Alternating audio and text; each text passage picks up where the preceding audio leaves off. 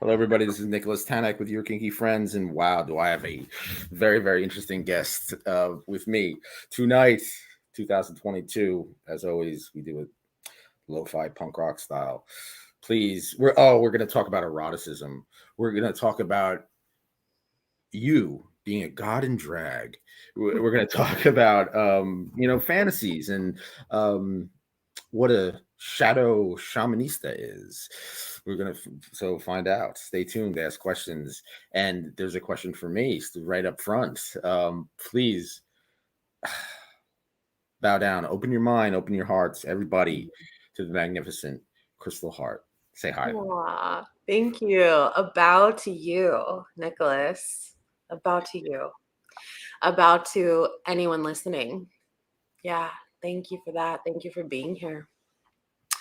So my question was, as Nicholas and I were talking before, he was sharing his story with me, and if you guys are following him, you probably know his story. My question was, in listening to that, I was so fascinated to know and understand deeper what that was like when Lynn and Nicholas dropped into the femdom scene and what that gave them to their bodies. What were the sensations that were coming through that were new, that weren't there before? Okay, that's a great question. And how did those heal you both? That's where it really goes. I got a good answer for it too. Well, one of the major things is that our perceptions of our own bodies changed.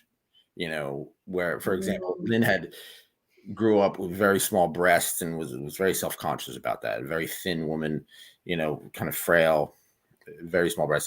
My weight kind of fluctuated, but I was always, I never had a problem with getting a date. I was very fortunate, but of course you look in the mirror and you see the worst. You know what I mean?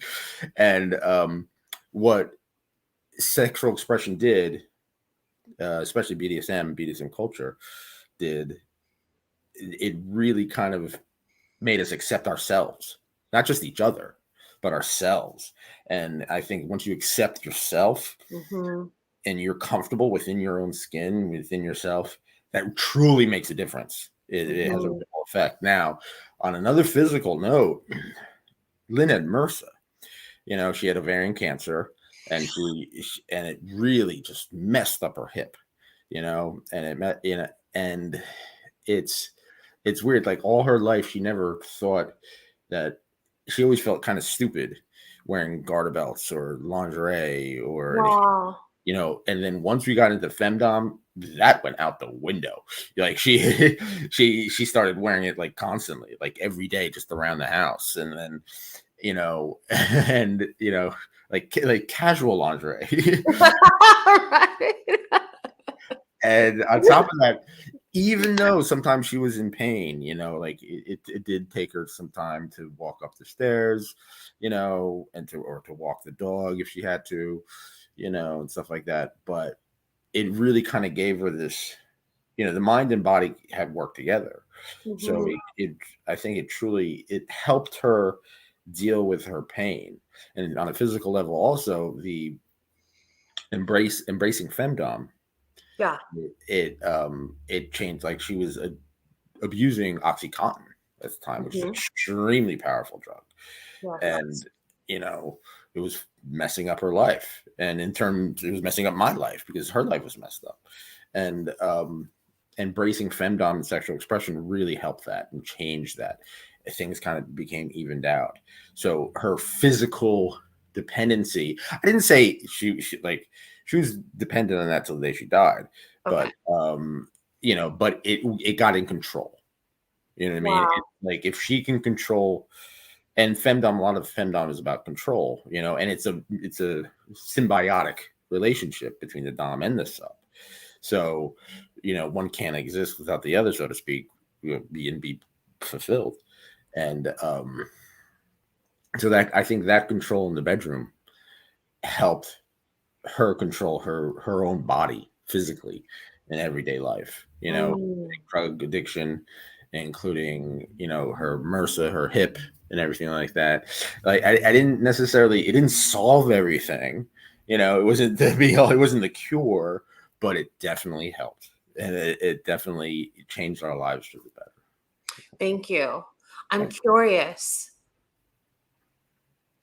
in your own body, what it offered you for healing. Yes, I was dealing with alcoholism at the time, Okay. and you know, I was also I used to be a heroin addict. So, you know, I'm not anymore. I was clean when I was with her and everything like that. And that screwed up my body. You know, it screwed up my body, screwed up my stamina, it screwed up everything. You know what I mean? And it literally, it made me, it almost forced me to be creative sexually, and it forced me to be creative in a passionate way, to you know, to kind of keep the candle burning, so to speak.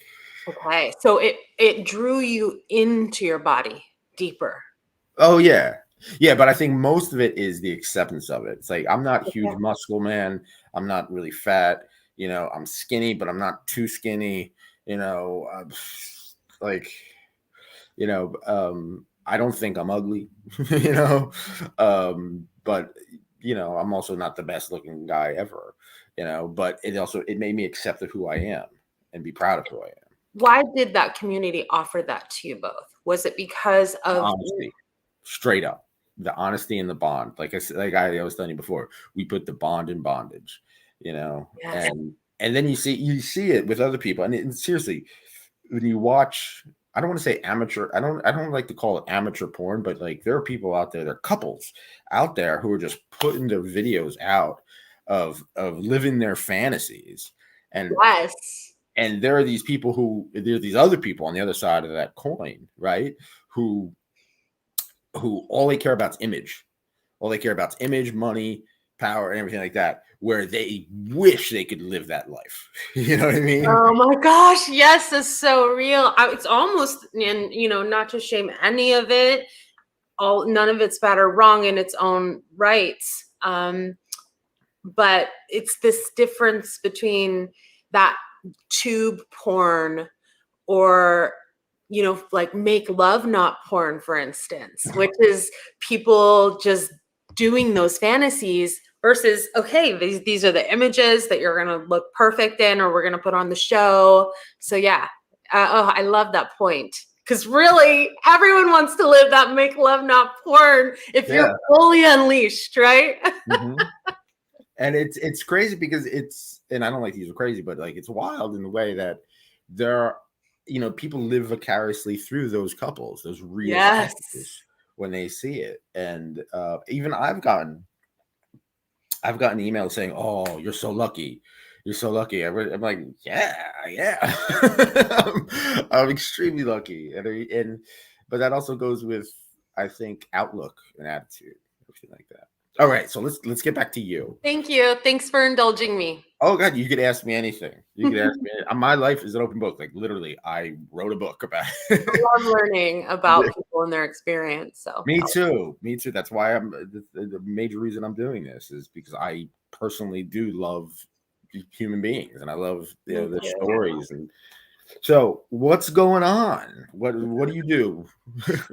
Yeah, so I'm a sex coach, identifying as a sexual shaminista, and I help couples, men and women, and in singles, you know, as well, dive into their sexuality and address what's in the way. I help them bravely and safely dissolve their blockages. And when I say blockages, what I mean is actually their the places that they're kinked up or they're in shadow, which we can go into a little bit, Oh yeah, or a lot, whatever. And I help them, I guide them to their erotic oneness. All right, that's what I'm doing on the planet. That's good. I got to their erotic Oneness. I always look for quotes. Sure. So, okay.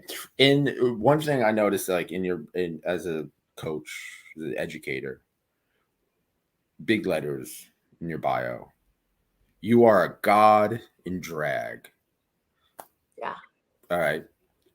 I know what that means. You know what that means. Explain to the people who don't. Yeah. So,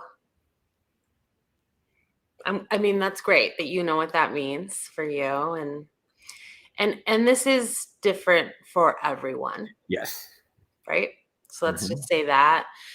But what's embodied inside of me, what's learned inside of me, inside of my experience in this life as a teacher, as a guide, as a shamanista, is that we're all made up of energy. And that energy is the expression of God or the universe or source creator, whatever we want to call it. And we have that essence flowing through us as us.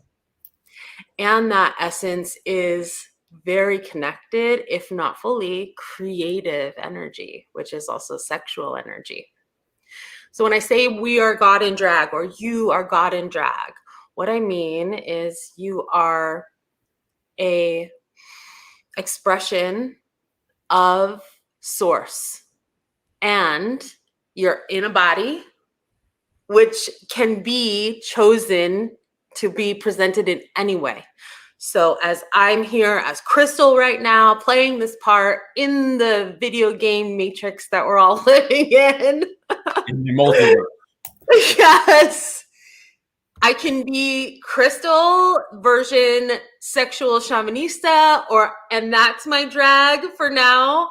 Or I can drag out and be Christal mom or Christal whatever, dominatrix, right? I can be anything. It's all choice of the mind with God energy flowing through. So it's simply connecting the awareness and consciousness that we have God energy flowing through us, and we're wearing meat suits, and they make us think that we're not. That just made me think of the movie The Fifth Element. I never saw that with Bruce Willis. Yeah. And it's a like totalitarian state, and they're going around and he goes, what are you? Are you human? He goes, no, I'm a meat popsicle. Seriously? Yes, that's what I'm saying. But all our popsicles look a little different, so it's a drag, it's a costume. It's a costume. So when you say drag, you necessarily do not mean like drag queens or men. I mean, like they're included, but they're not. Yes, they are included for sure. Yes. But it's not. It's not limited to just men who dress up like women or women who dress up like men or anything. No. But I do have an affinity for drag queens, so they're just such a fun fucking express. Can I cuss here? I can. Oh yeah. Okay. This is your kinky fun fucking expression of living fully out loud. So yeah, that's probably where it all kind of, I'm not just sitting here on the planet going, oh, we are expressions of God. I'm like, you're God in drag, because it really wants to flow through that affinity that I have for drag queens. Okay. Yeah. Definitely. So let me ask you this. Because when I first read that, immediately I think of, people playing with gender roles, and especially wearing women's, different clothing. For example, I live with my girlfriend who's my dom. I mean, we don't live at 24/7, but in the bedroom, we do. And we play with other people, we do too. She owns a French maid outfit. I own a French maid outfit. You know what I mean? We like to play around and have our fun. A lot of people have we were talking about that before. A lot of people have this need, and they kind of live vicariously through people who sexually express themselves. So what advice would you give to somebody who's either not necessarily, they don't have to be in a relationship or in a marriage or anything like that, or have a partner. that they can't tell, but like maybe they have a job, or that they're afraid to find out, or a family that are afraid, or they're just afraid, and they have the shame to sexually express themselves. I mean, and that sexual expression, it's a broad spectrum. It could mean a man wearing women's clothes. It could mean just someone who's obsessed with feet, Totally. So what advice would you give to someone like that? To someone who is feeling that shame and that terror to express themselves? Yeah, go into it. Go into the shame. Make friends with your shame. Kiss your shame. Make love to your shame. Let that shame fuck you wide open. I like that. Yeah. So, I mean, the only way out is through, right? Mm-hmm. That's the only way out. Unless we can make the choice. We're conscious beings with choice. So we can sit in, I have this shame. I have this block. If we're lucky enough to even get to that awareness, right? Because some people are just in it and they're not teased apart from it enough, where they realize it's actually not even who they are as a soul, but it's just an identity that they have in their neuroses. So if you can get to this point, but to identify if you're in shame, just tuning into the body and like feeling where the constriction is in the body, and getting to know what that constriction is, what it needs, what it wants from you, where it came from, who it belongs to. Did it even come from you? Is it someone else's bullshit? Which most of the time it is, right? Yeah. So going into it and getting intimate with the part of you that says you're bad and wrong, and making love to it. Okay. So what is a sexual shadow shaman? Okay. Yeah. So I'm an erotic blueprint coach. And Jaiya Ma has created, and Ian have created the erotic blueprints. And they're basically yes, 5 erotic blueprints. There's basically they're like the love language of sexuality. So it's, how does your body intake pleasure, right?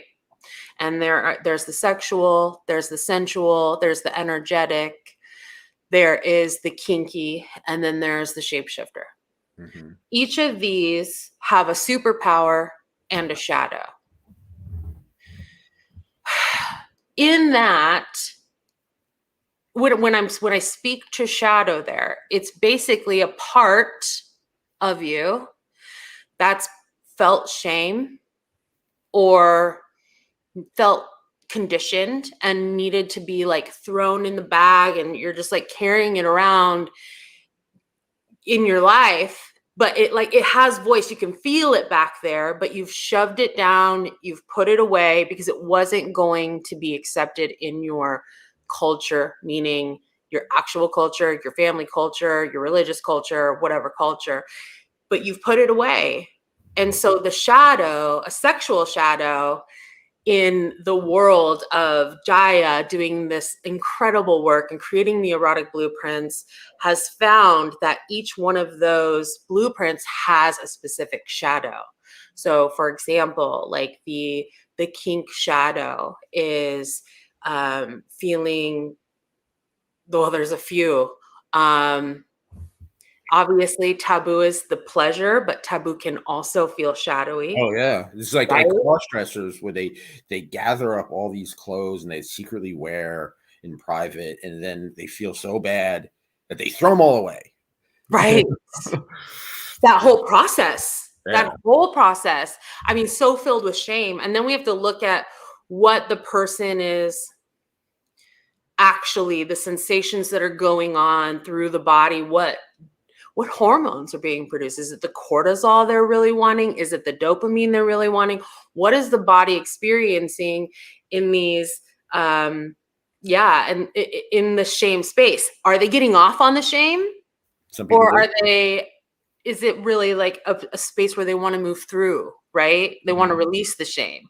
So that's very interesting. Kink lives there, but there's a lot of shame in kinked shadow. There's also acting out in ways that are a little bit dangerous. That comes out in kink shadow, which is obviously like crossing the line, but you could actually put yourself in danger. I've experienced a lot of that before I realized that I was kinky. Was like, I remember just pushing that edge because I wanted that rush of, am I going to be harmed? Right? Oh, definitely. Yeah. Like I have a friend, her name is Randy, and she wanted like consensual, non-consensual. She wanted basically rape play. Right. And, she like knives and choking and all that stuff. And she literally had to talk me like into it. And I know it's consensual and it's role play and all that stuff, but she literally had to like, I had to say, I don't want to be, I'm not in bad taste, but she was begging for it. Literally. Yes, literally. I write all about it. I wrote a book called Your Kinky Friends, and it's a major part of the aspect of the book. That is it. But that's consensual, and in shadow, it'll come out sideways, right? It'll come out behind you. It'll come out and actually put you in danger. So if you've embraced your kink, embrace that you like that danger, embrace that you like to feel however you want to feel in that role play, and you can make it safe for yourself. This is now considered to be your superpower, right?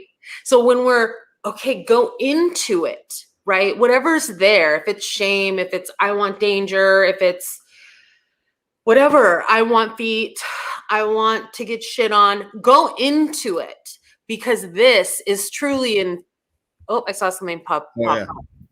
Oh, yeah, wait, finish what your thought first. Oh, this is the key that transmutes from shadow into superpower, which, what you were speaking about earlier. Oh, we stepped into this. You moved your own bodies, your own souls from living in these shadow frequencies of all this shit you had to repress. Now you can live out loud into your, embracing femdom and go, I fucking like this. I like these sensations that are happening in my body.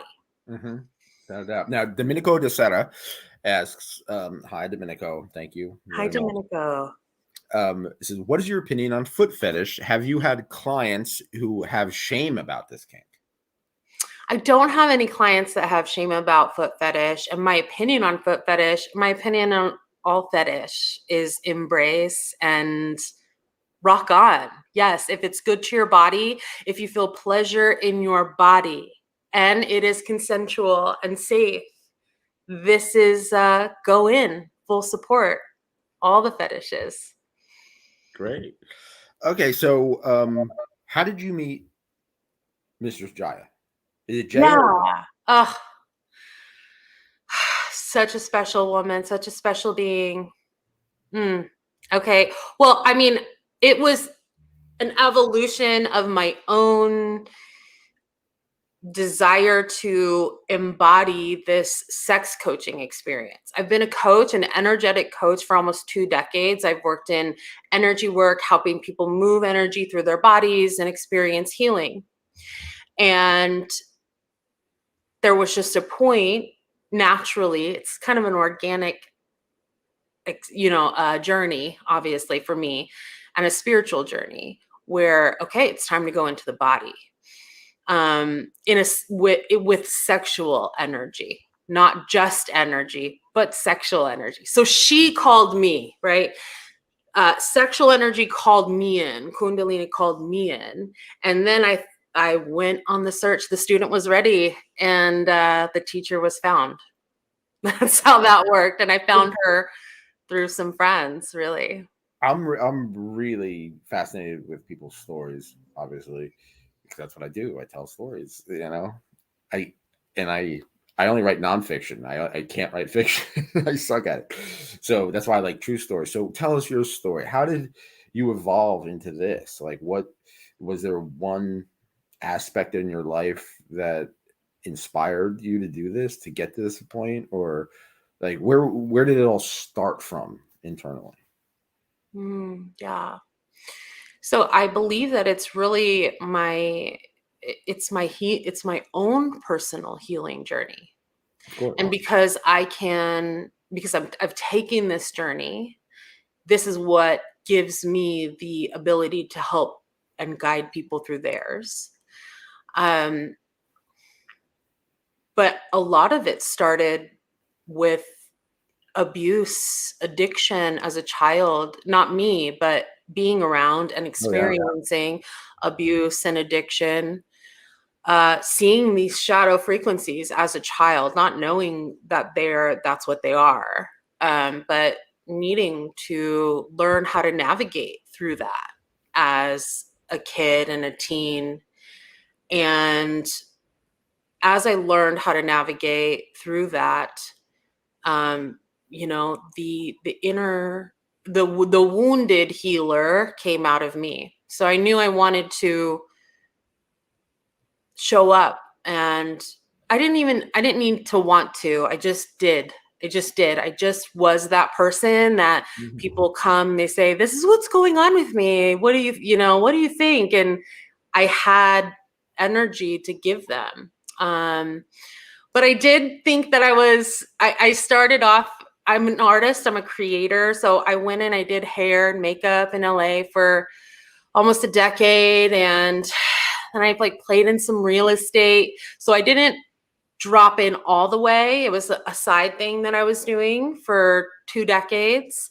And then I got to that point where it called me. It said, okay, it's time. And I believe too, it's a divine timing, because there's an ascension happening on the planet, in the universe, on this planet. And we're all waking up to new, more expanded ways of being. And our sexuality is a huge key to that. So I was called into that wave of consciousness, and here I am as a beacon for it and a guide. Okay, definitely. So you help couples. Yeah, I help couples. I help men. There's a real gift that comes through in helping men. There's men that are wanting to embrace their divine masculine and their divine sexuality. So that is something that comes through in my clients, and women specifically that really want to get out of their head and into their bodies, and couples. Yes. So let's say a couple's in a rut, basically. I'm not saying they were having good sex, but let's say they were having tons of sex, right? For the sake of this hypothetical situation. But they're kind of in a rut now. I mean, the stresses of life, gets them down, like whether money or kids or family issues, health, maybe. I'm like, what advice would you give? Like, what would happen if that couple comes to you? Like, take us through the process. What would you do? Well, obviously, that's always going to be relative to each and every couple. But first thing that we do is identify what they feel their compatibility issue is, as far as sexual compatibility, because this is probably in the work that I do, what I see as one of the biggest problems. We've got sexual incompatibility. We've got body shame. That's a big one as well. Okay. So, this is something that my mentor Jaiya has brought such beautiful light to, is that sexual incompatibility, if you're really willing to do the work, is a myth. It's a myth. Because ultimately, what it comes down to is learning the language of each other's bodies. So this is the work we do. We go into what is your body, what's occurring in your body. When this happens, what's occurring in your body? When this happens, what's occurring in your body? So what is this going to take? It's going to take compassion. It's going to take presence. It's going to take a lot of love, a lot of non-judgmentalness, a lot of bravery and openness to dive into these, okay, my own self, and also how do I learn my yes and no in service to my partner. So there's a lot to dive into there as far as what's going to go on between a couple. But we start with, where does the sexual incompatibility arise? And how do we learn how to speak each other's languages? Okay. And without, you don't have to answer this if you don't want to, and please do not name names or give details, but are you in a relationship now? I am. Yes. Oh, great. And I'm always curious about how people who are sexually expressive, how they meet. How did you two meet? How do we meet? Yeah.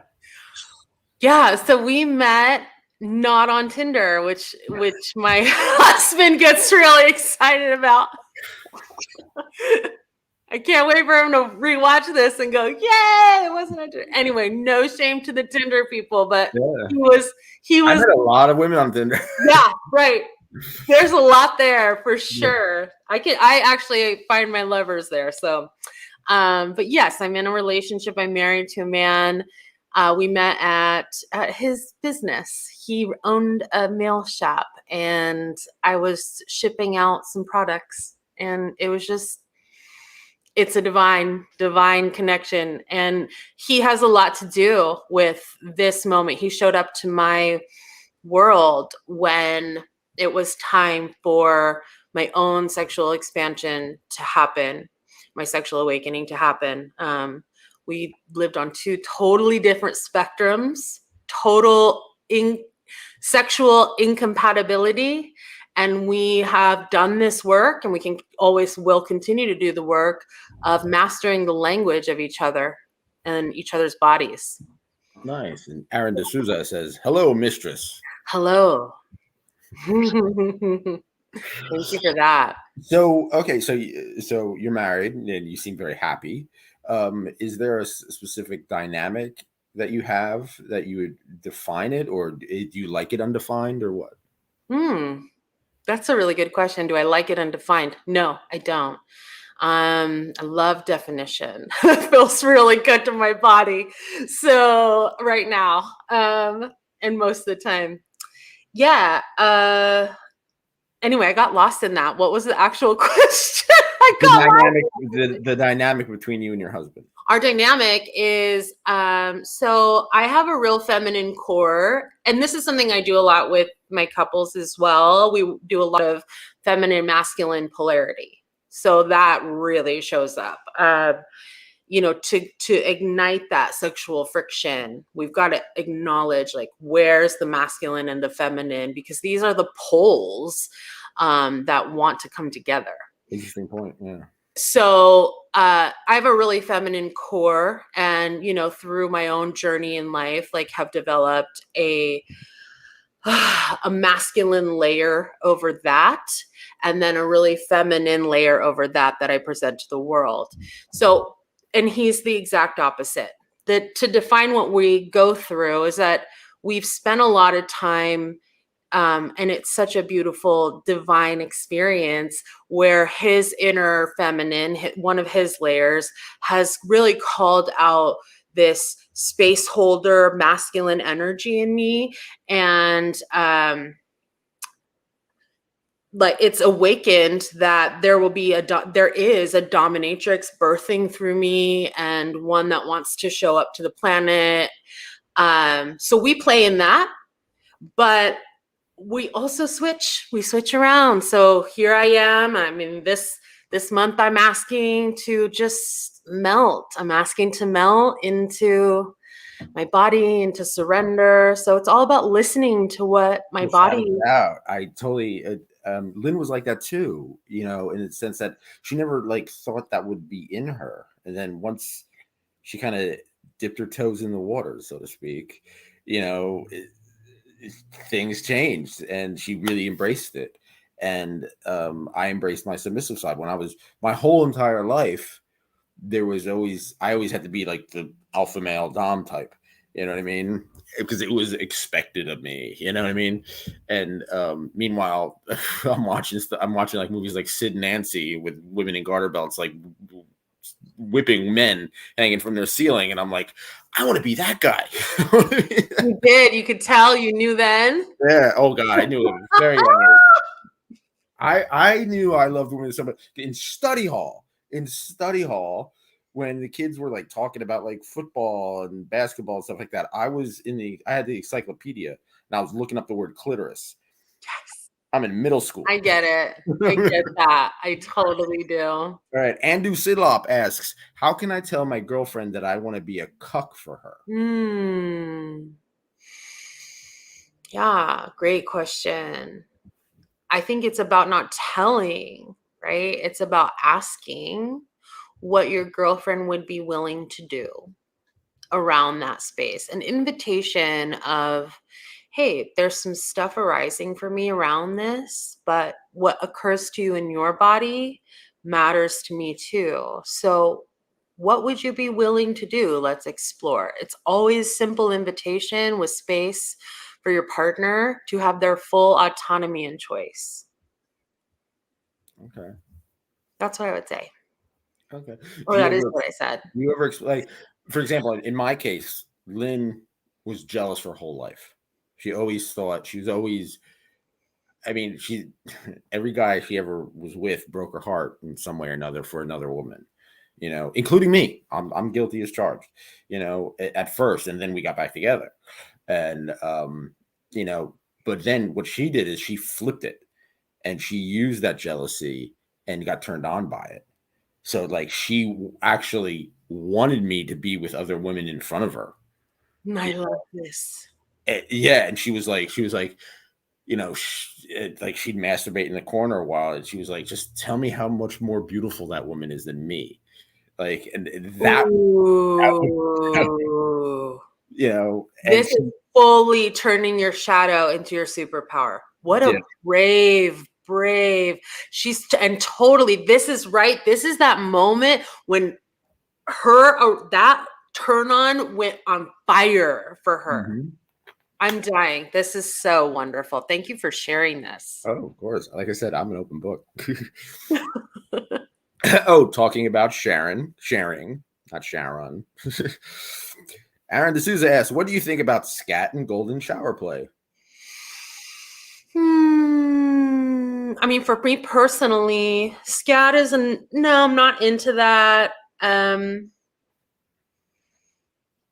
think I've had some things arise in my system about golden shower. And what I think about it for other people is permission. Yeah. Keep it safe, sane, and consensual, people. Yes, exactly. Definitely. Okay, so we did the personal relationship. Now, when it comes to couples that you counsel, basically, what are the major hurdles they encounter? Okay, yeah. I mean, I think that kind of goes back to what we were talking a little bit about before, and what we run into the most is the sexual incompatibility. They just don't know how to speak each other's sexual language. Okay. So it really is about the willingness. I mean, so the language is where it's breaking down. But what I see even deeper is, are you willing to learn and take action on these new ways of being?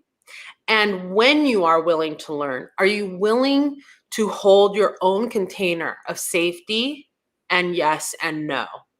And getting support in a container like that is really important if you don't know how to create that for yourself. So yes, it is the sexual incompatibility, but even deeper is the willingness there. Also, body shame comes up. And also a lot of people are in their head. About their sexuality.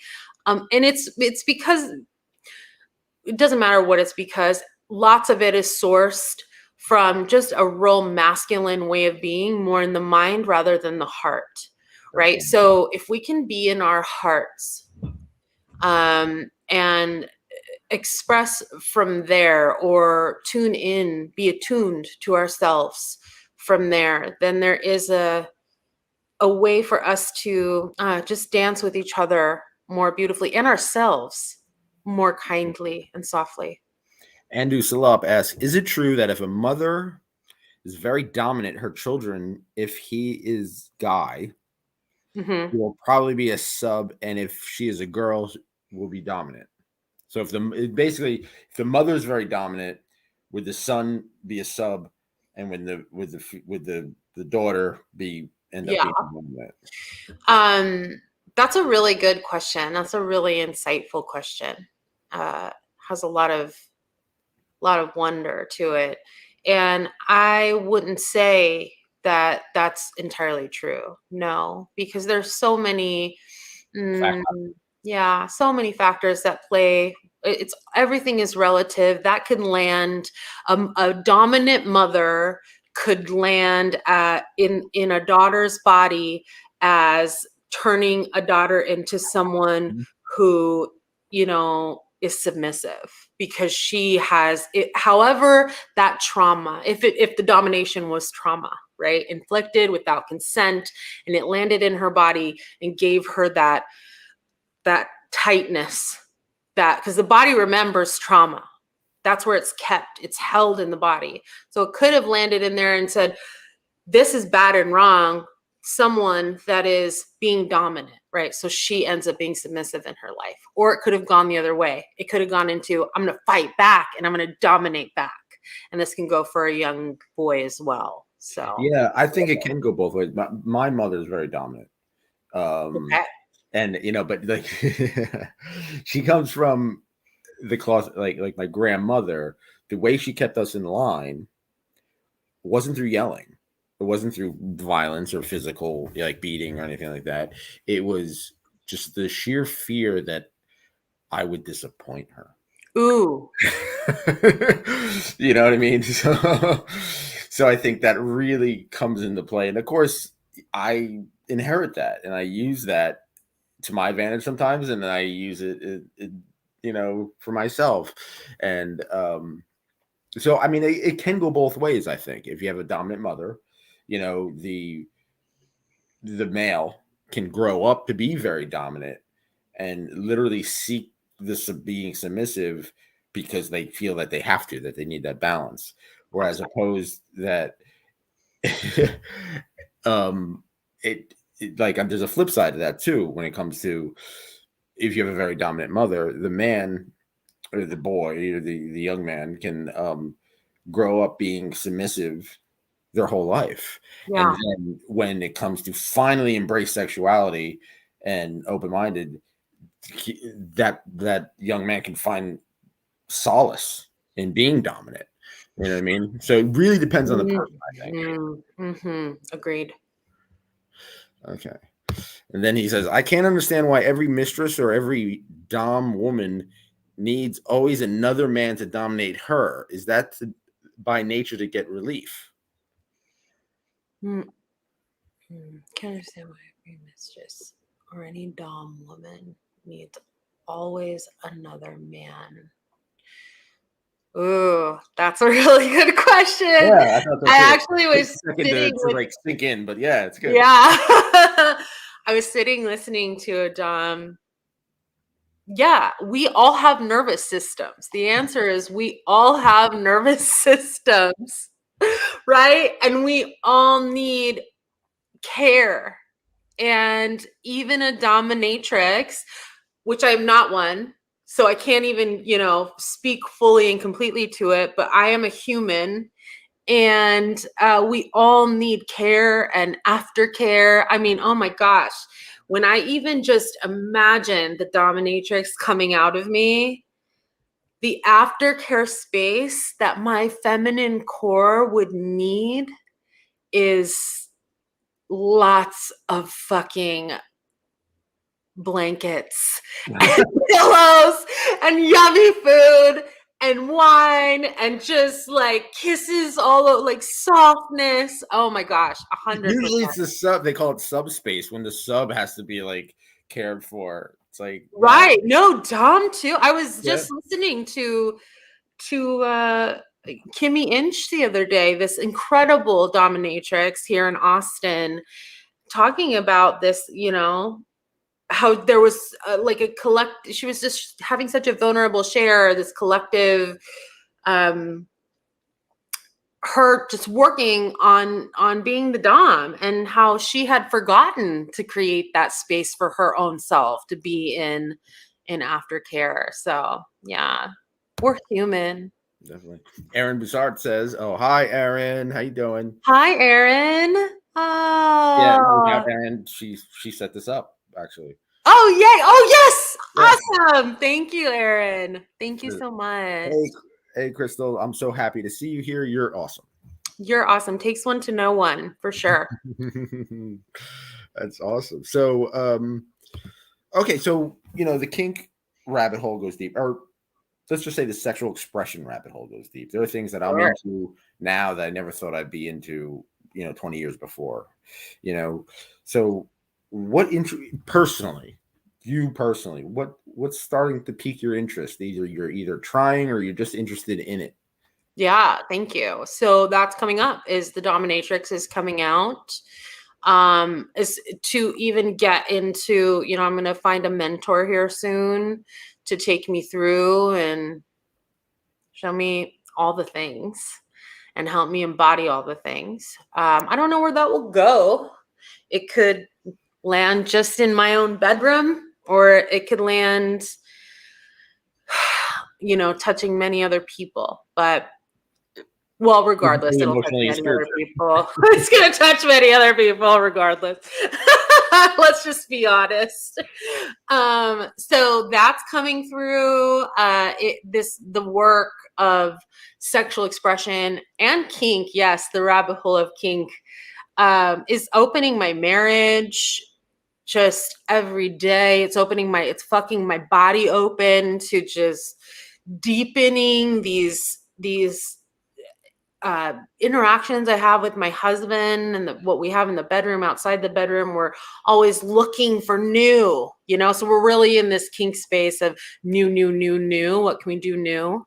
And what it's doing to my body is just, it's heaven. It's heaven. And every time I go into something that I thought was going to scare me, or that scares me, that I thought was going to hurt me, when I do it with my own, wrapping my own mind around it, wrapping my own body around it, having my own consent, it ends up being the most pleasurable practice. And I think a lot of it has to do with attitude. It's like, if you go into it with an open mind and you try new things, yeah, you may not like it, but you tried it. You know what I mean? And you don't have to do it again. Yeah, you don't have to do it. Yeah. There's no contract that you signed that says you have to do it again. It's just like it's like food. It's important to try things. You know what I mean? It is like food. Sex is food. Yes. Let's be honest. Sex is food. Sex is medicine. Sex is healing. Sex is these things. Yes. As soon as you said sex is food, of course, my mind goes, yeah, there are people who love it so much they splosh. That's when they they just take cakes and they like rub it all over themselves. Yes. We're talking about that. Yeah. Yes, for sure. So, okay, so we talked about things that you're interested in, and okay. Oh, Andu has a question. I feel the submissive, he is the selfish one, because he gets all the care and gets to relax, and all the job must do it to the dom.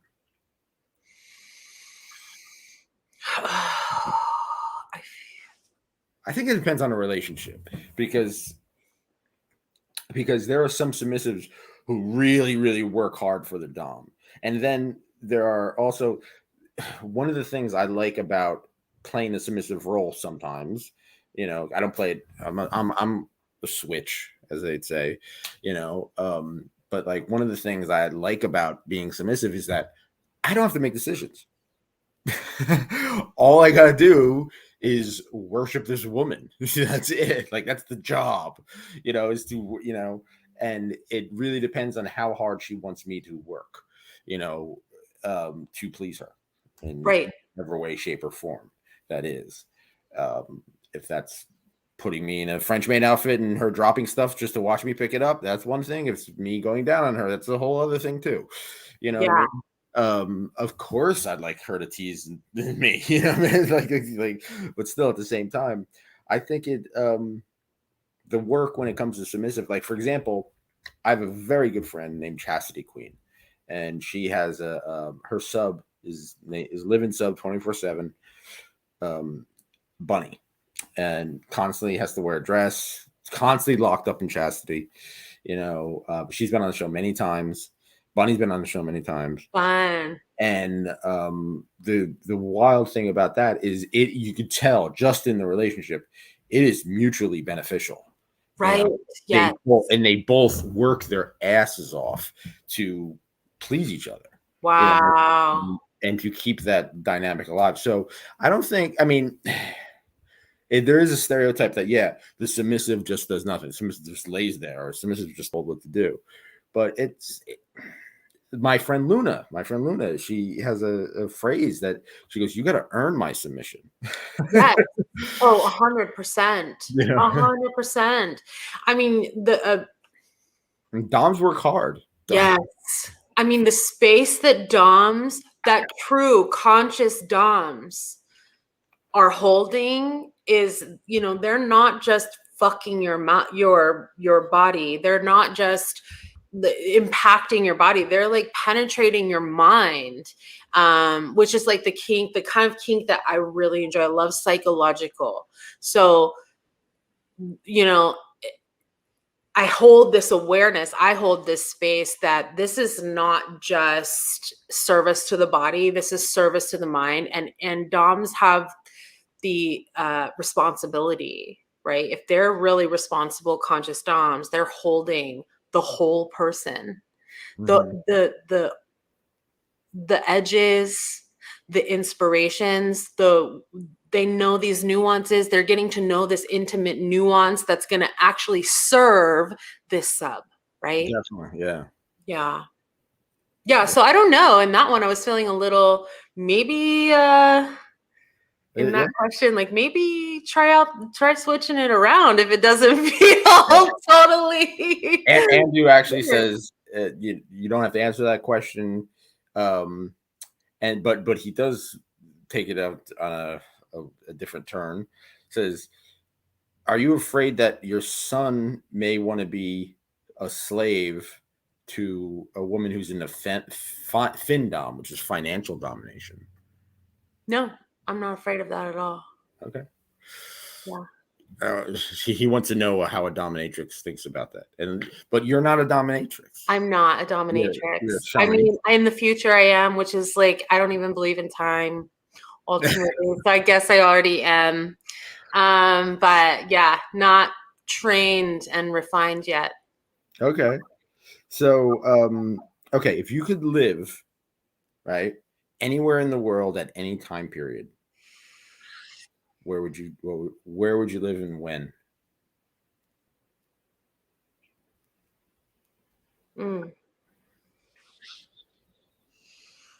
Oh, I would live now. Okay. I would live. I think I would scurry over to Barcelona. Oh, I heard it. I heard it's beautiful. Always Yeah, wanted to go. I've never been, and I know you know when you know. And Yeah, like, that's my geography right there. I have a new lease on life now. I got literally a second chance. I am back from the dead after this surgery, and I want to travel. I got nominated for Glamorazzi, actually. Really? So, yeah, which is like this. Thank you. Which is this UK award. You know, I'm a content creator. You know, so oh my gosh! So you have a reason to go? I'd love to go to the UK. I got like friends in the UK, like hardcore, like kinky people who are like legends. Yes. Oh my God. Love to see. So Vote for me and send me to the UK, people. Oh my gosh, yes, totally. And I'd cover it too. Bring this light to the world, of course. So, okay, so have you? All right, so yeah. So besides eroticism and besides sexual energy and stuff like that, what else are you into? Travel. Okay. Which is highly erotic for me. Travel, money, food, my kids, and laughing. Definitely. Like comedy is like the best thing in the world. There's nothing else I really want to do except crack the fuck up all day long.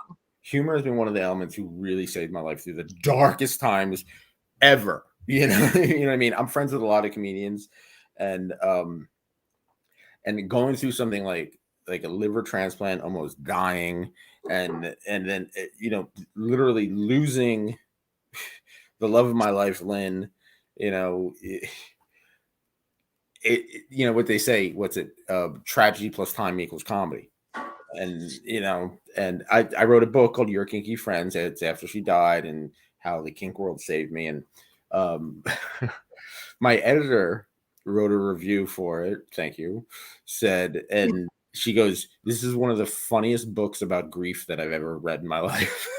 Oh my gosh, that's a gift. That's such a gift. Oh, Refocus asks, thoughts on ball busting? I told you this was coming. Ball busting. Okay, so I'm kind of feeling like I don't know specifically what beating testicles. Is there a kink term for ball busting that I don't know? Yeah, CBT, ball busting, CBT, cock and ball torture. Okay. Not just like you're busting my balls. Okay. No. Well, that's actually part of it. Yeah. So there is that verbal and emotional aspect to it, but sometimes it's literally just taking your foot or your fist and busting someone's. Yeah. Okay. Into it. Okay. Into it. And Michael, is it true that a kink starts at a very young age? Ooh, that is an amazing question.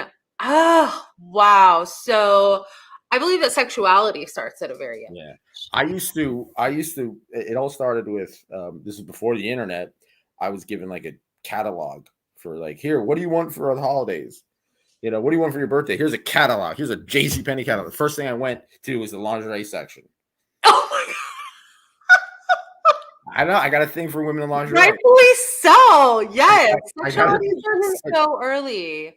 And it got to a point where like, that's because I'm a huge movie buff, and things of mental institutions really kind of like clicked for me.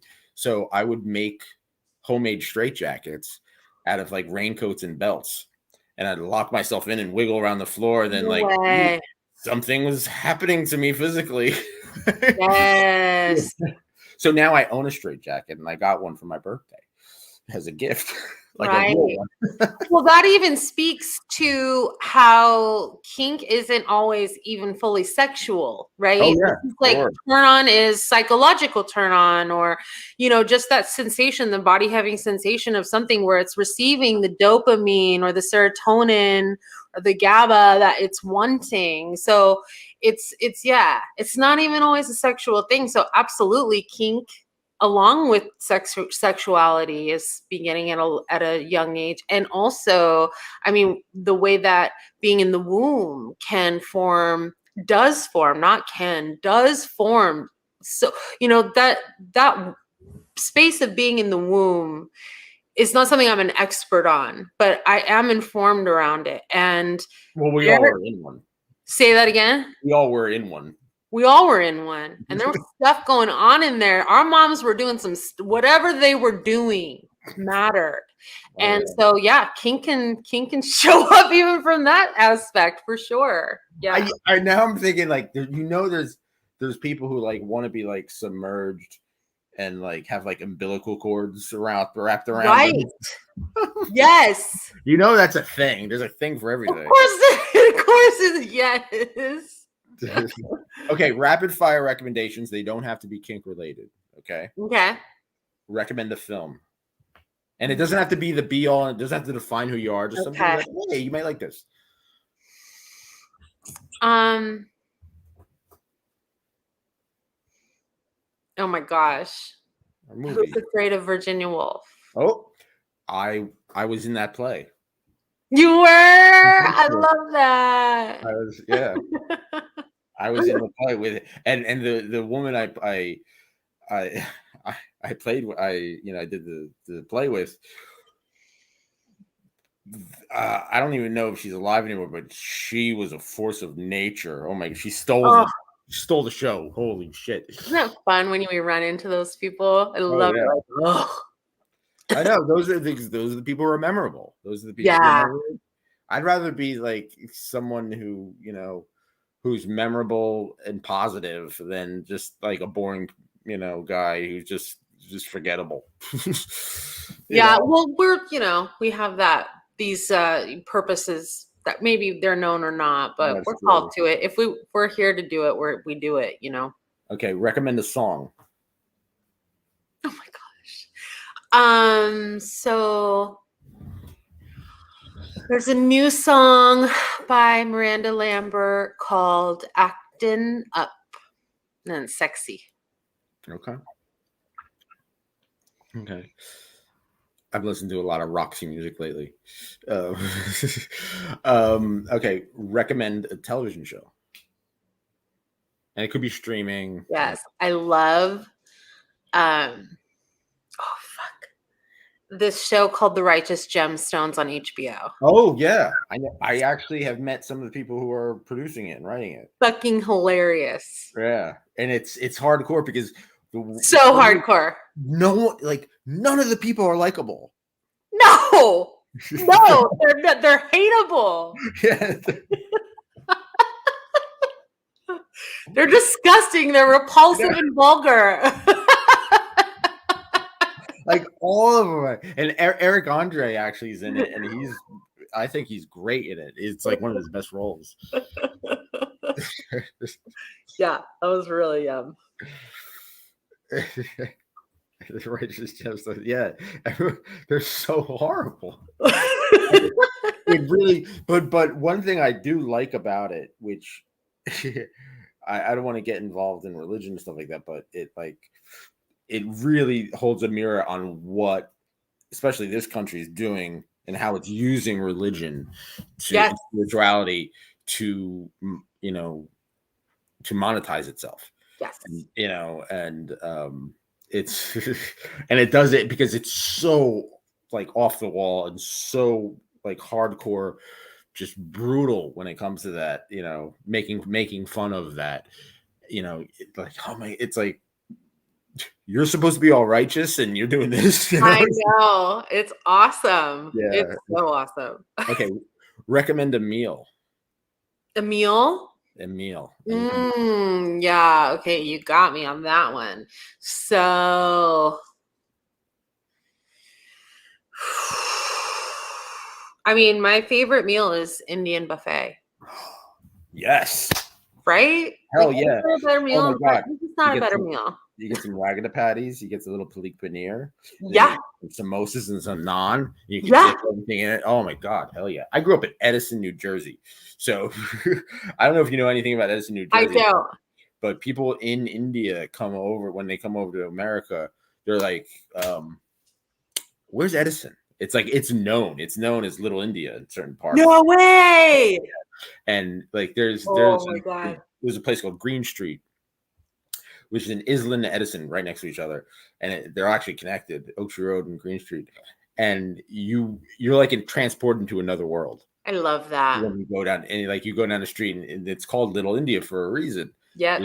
So there's high-end restaurants, there's low-end restaurants, so you can buy saris, buy sweets. Yes, I love all that. Oh, yeah. That's why, I mean, I always joke around. I was like, racism is stupid because they're really, I mean, just on food alone. Yes. Who could hold that pleasure away from themselves so that they can hate something? I know. It's crazy. It's like, oh, anyone who's like racist, self-harm. It's self-harm. I know. All right. Oh, more ragdapatties for me. Yeah. All right, Christal, it's been an absolute pleasure. Yeah. Take this time to promote anything and everything you want to promote, whether it's you or Jaiya and it doesn't have to be kink related either. It could be, anything you want. Go. Yeah. So, I mean, just invitation to connect with me. I know all my links will be posted here. And if it's calling you to drop into your sexuality deeper and get to your erotic truths, where you're ready to move through your blockages and dissolve the things that are in your way with bravery, not ouch, that hurts, I'm going to turn away and hide. If you know these things are here and they're stuck in your system and it's time to dissolve it, then I'm here to help you do that. And just follow me on my socials. I'm regenerating them right now, but I've got a lot coming up, and it's so nice to have been here and just enjoyed this space. Oh, I had a blast. Oh, we got one more question from Mandu. Is it true that if a guy gets humiliated in school, for example, even if he grew up and became very rich, that could be a reason why he's into humiliation kink?